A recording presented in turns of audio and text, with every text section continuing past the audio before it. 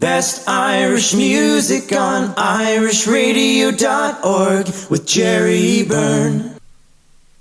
I'm Jerry Byrne, Irish Radio it is. Since the advent of COVID and the lockdowns and everything else, I've been speaking to many of the great and the good talents of Irish music, and boy, what an incredible amount of talent Ireland as a small country has produced. My next guest is a gentleman who's been involved in music his entire life, not alone in Ireland, but in many other countries in the world as well, involved in the showband era, and everybody who knows anything about the showbands or anything about music at all in Ireland will instantly recognise his name. Hailing from Castleblaney in County Monaghan, I'm delighted to say hello to the one and only Paddy Cole. Paddy, how are you? How are you, Jerry? It's lovely to be talking to you. Same as that, Paddy, same as that.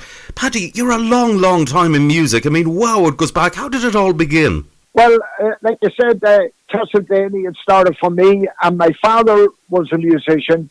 He played the saxophone in a dance orchestra, dance band, and it was part-time, if you know what I mean, because he worked in the post office as well. It wasn't a full-time occupation for him. But he taught me the saxophone. He started me at it at a very young age. Maybe it was only about 8 or 9 at the time when he started me. And I played my first concert with the Morris Lynch Band when I was 12. And then during school holidays, I used to play with Morris Lynch's band and even toured England and Scotland and all that with the band during the summers. And so I'd been on the road from I was about 14 or 15. And then when I was about 5 or 6 years later than that, the Capital Showband were going professional, and it was the first time they were hand-picking people from different parts of Ireland. And they had 2 from Donegal, 2 from Galway, 2 from Dublin, 1 from Cork, and they picked myself from Monaghan to play sax and clarinet, which I was thrilled about. So that was a big break for me. And the Capital Showband became very popular, and Butch Hill was the first man to represent Ireland in the Eurovision and things like that. And we did this Sunday night at the London Palladium, which at that time there were 40 million people watching it all. So it was a huge audience. And of course we did all the tours of England still, and then we started going to America and the Middle East and places like that. Germany, did a tour of Germany one time.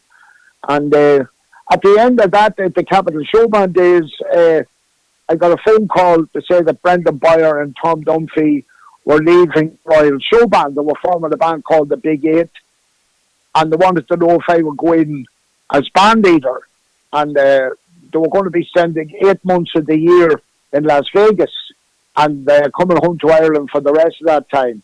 Now, we had toured all over America with the Capital, but we hadn't done Las Vegas. So this was another challenge, if you like, and I had a chat with my wife, Helen, and we had 2 very young kids at the time. And anyway, we decided we'd give it a shot, which we did, and we headed off to Vegas. And I was with Brendan, I'd say, for about 5 years, on and off, doing the Vegas gig, coming home in the summer to Ireland, and playing the ballrooms, going to England and playing all the ballrooms all over England, and the Irish ballrooms. And then at the end of the day, we never intended to stay in Las Vegas, Jay. We always knew that we'd be coming home at some time. And we were at home one time, and I just said to Helen, I think we should stay at home, maybe not come back. And Tony Buckman in Castleblaney heard about this, and Tony was managing Philomena Begley, Susan McCann, Big Tom at the time as well, and bands. And then he said he would like to have sort of a and playing a bit of country as well. So he got in touch with me, and the nucleus of the Capital Showband and the Big Eight then finished being in Superstars.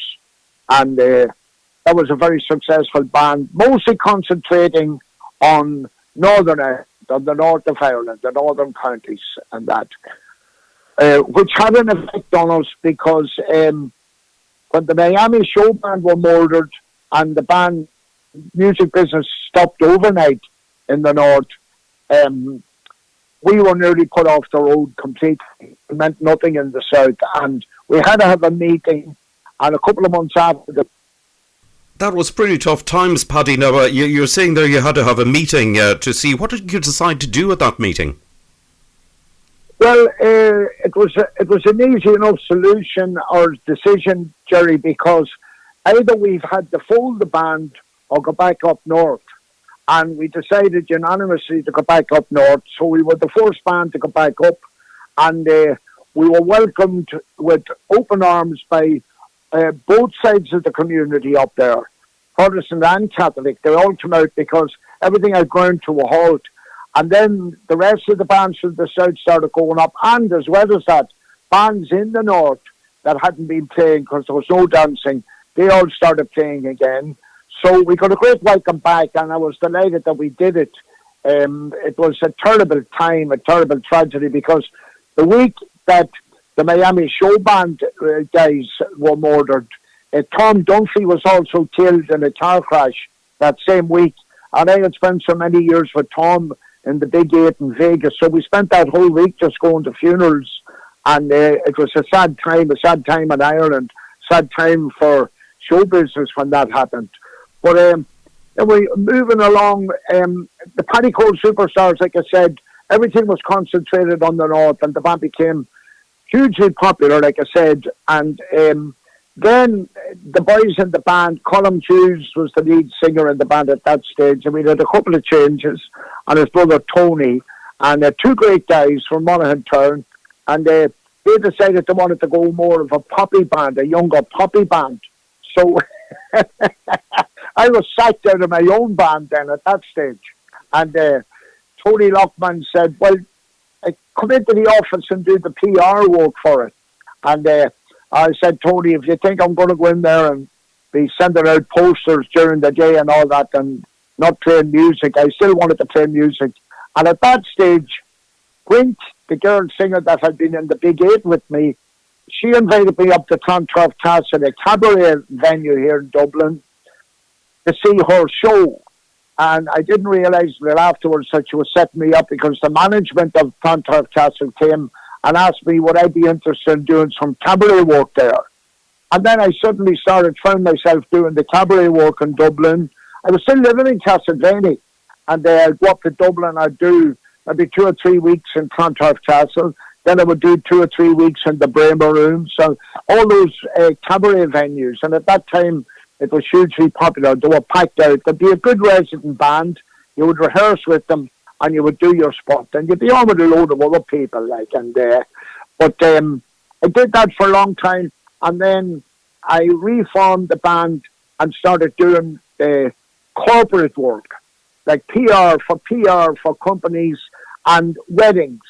And we did a lot of weddings. We did a lot of dinner dances for corporate companies. And a lady in Dublin here, Marjorie Courtney, she booked most of the acts for that sort of thing.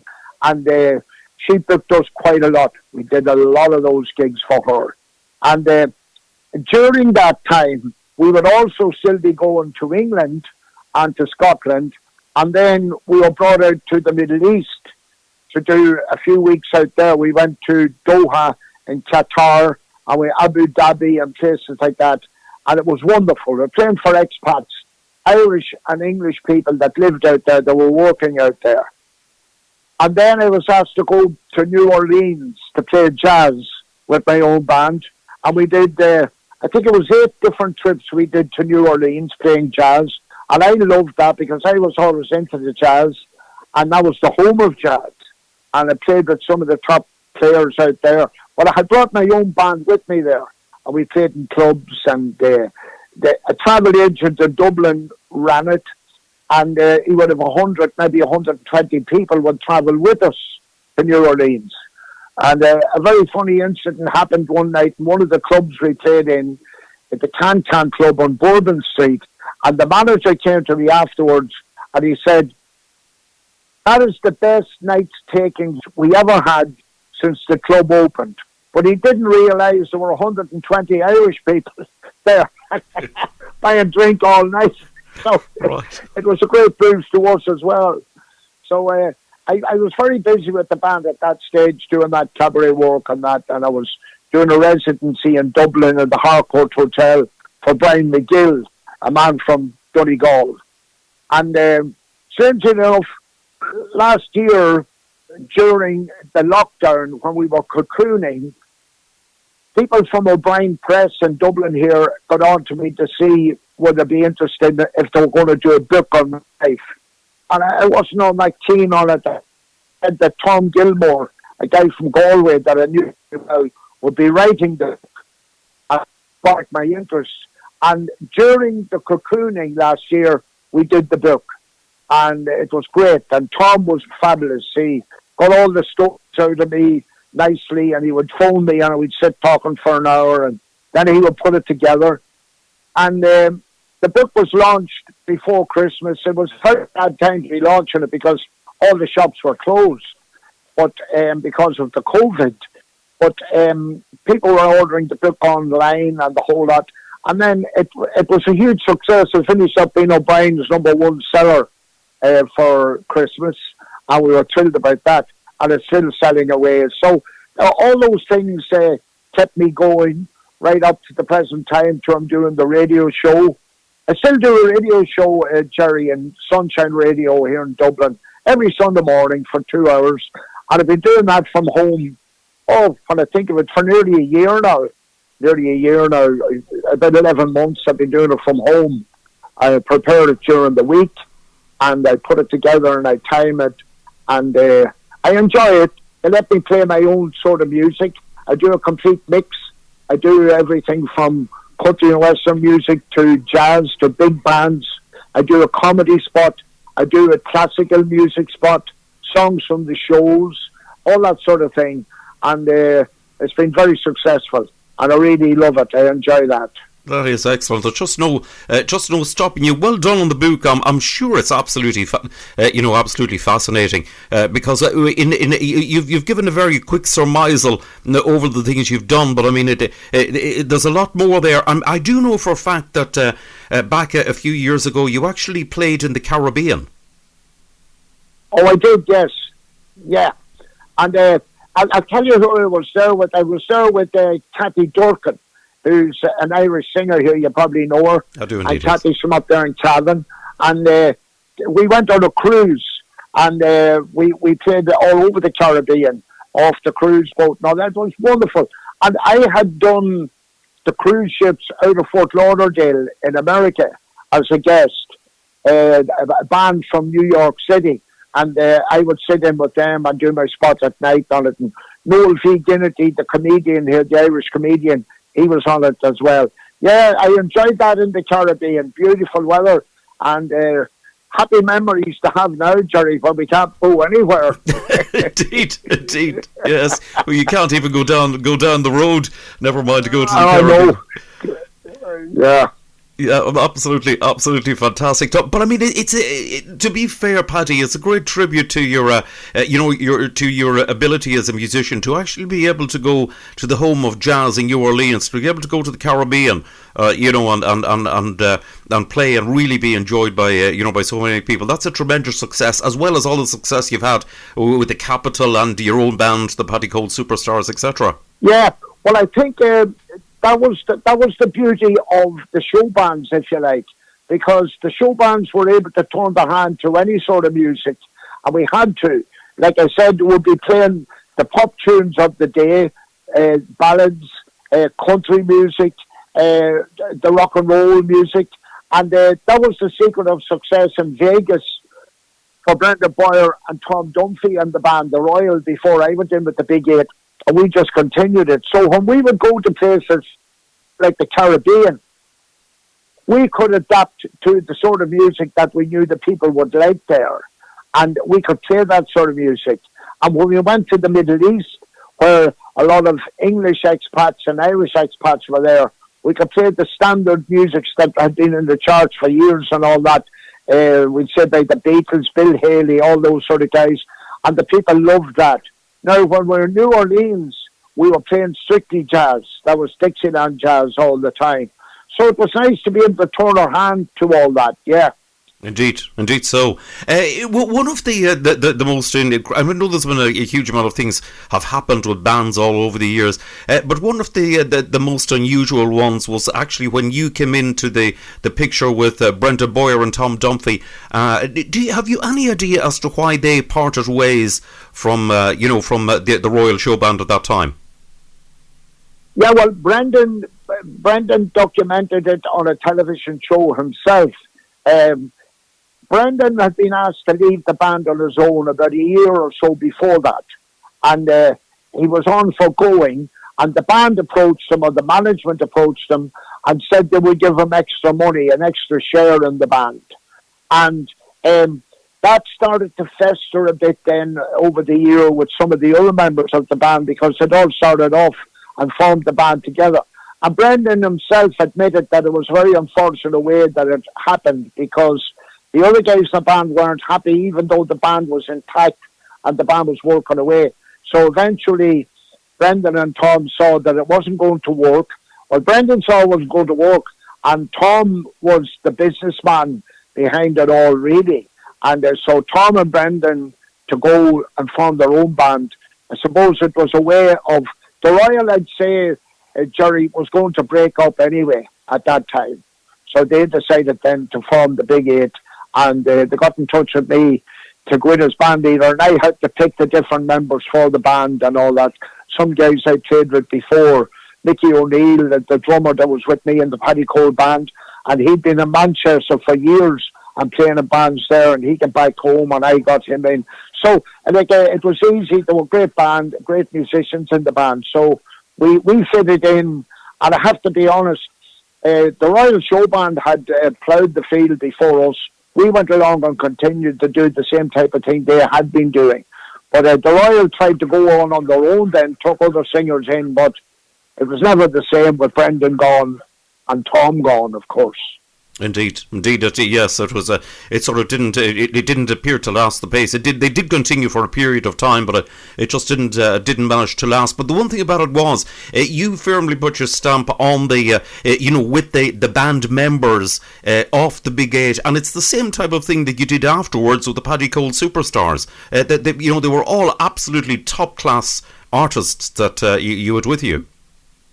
Yeah, I was very lucky that way, Jerry, and I say that all the time, right through my career, that I always played along with great musicians, great guys, from the early Capital Showband days and right through with the Big Eight then. Even in the early stages with Morris Lynch's band, they were all great players in that band. We were all sitting down reading music, and then when the Clipper Charlton started the Showband thing and it came really popular, then we started standing up like the other bands and doing it. But I do appreciate you saying that, because I always figured that most of the time, or all of the time really, I was surrounded by great musicians, great guys, and great entertainers. Indeed, that is something. It was something that you managed to, in putting together the Big Eight and in putting together the Paddy Cole Superstars.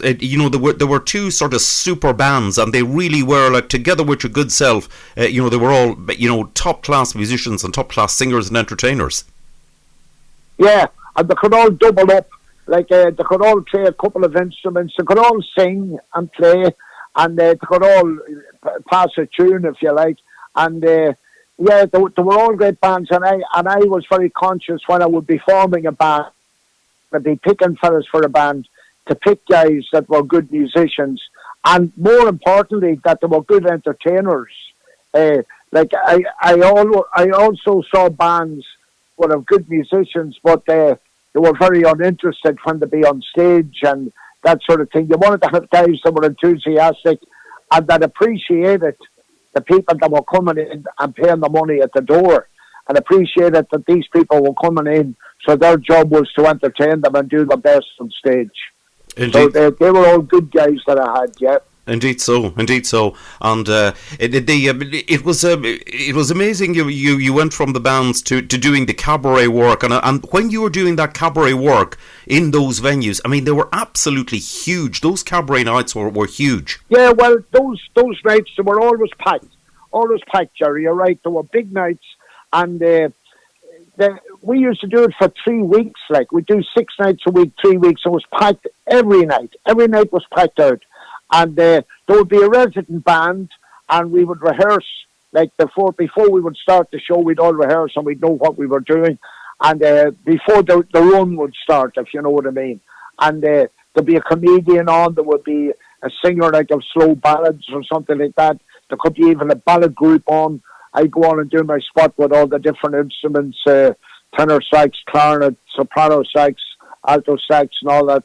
And it really looked like as if you were a walking genius. But I loved it. I loved doing it. And there were early nights for a change, because in the showband days, like, we might be going on stage at 11 o'clock or half 11.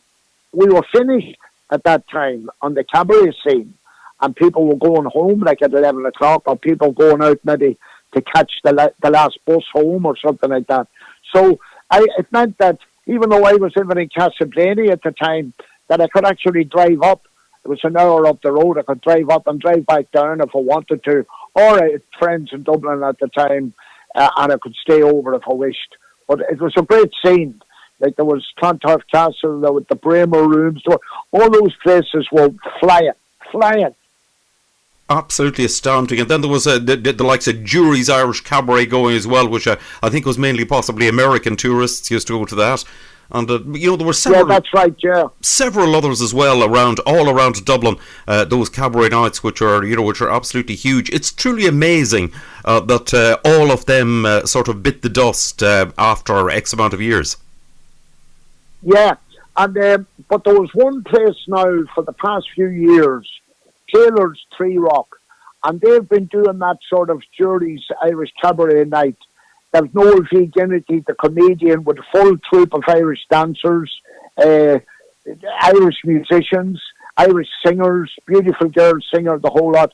And it was going a bomb. It was going really well now up until the COVID. That was packed out all the time. And people thought, Noel V. Ginnity is a great friend of mine, and I meet him regularly. Well, I was meeting him regularly up until this lockdown. But people thought Noel had finished. He was doing nothing. Because, like you rightly said earlier, it was all Americans, mostly Americans that were going to it. And if I went up to see him some night, there would be 10 or 15 buses in the front car park, and that would be all American tourists. And it's an awful rap to the economy for that business alone, to think that all those American tourists that were there every week, that none of them are coming at the moment to Ireland, needless to say. But please God, in the future, that will all pick up again.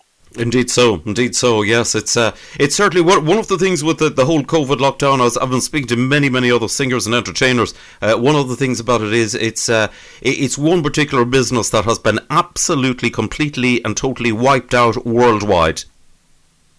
Wiped out completely. I couldn't agree with you more. Other businesses like can open for a little while, or they see light at the end of the tunnel.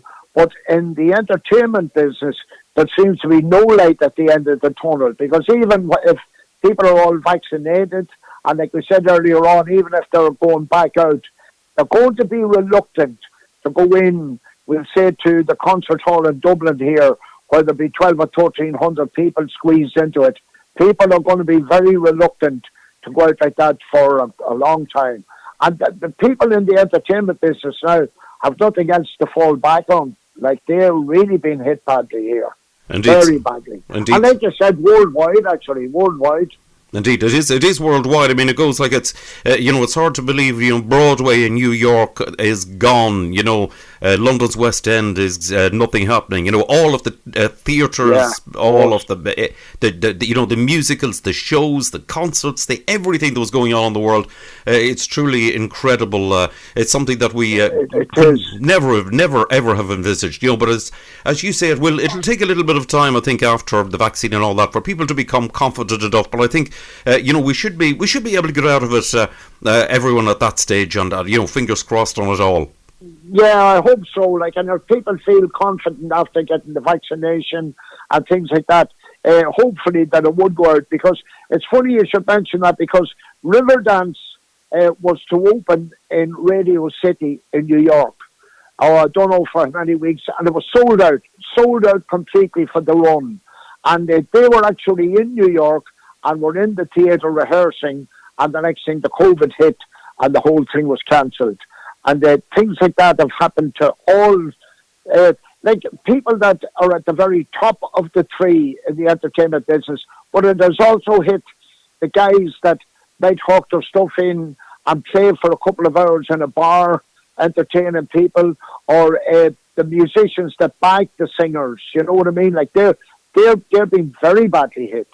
Indeed so. It is absolutely, it's absolutely amazing, you know. But listen, all we can do is, fingers crossed on it all that as soon as it's safe to do so, Paddy, somewhere out there, I'll be able to catch you on stage playing the tenor sax as soon as. Well, listen, I look forward to seeing you, Jerry. I mean that sincerely. And like I said earlier on, we don't want to have too much doom and gloom about this, because there is light at the end of the tunnel for us all now, and we have to be positive and be careful, be cool. Yeah, that's all I can do. Yep. Indeed so, Paddy. Listen, it's been lovely to chat to you. Thanks a million. Thanks for having me on, Jerry. Appreciate it, and God bless, and Happy New Year to all your listeners, to you and all your listeners.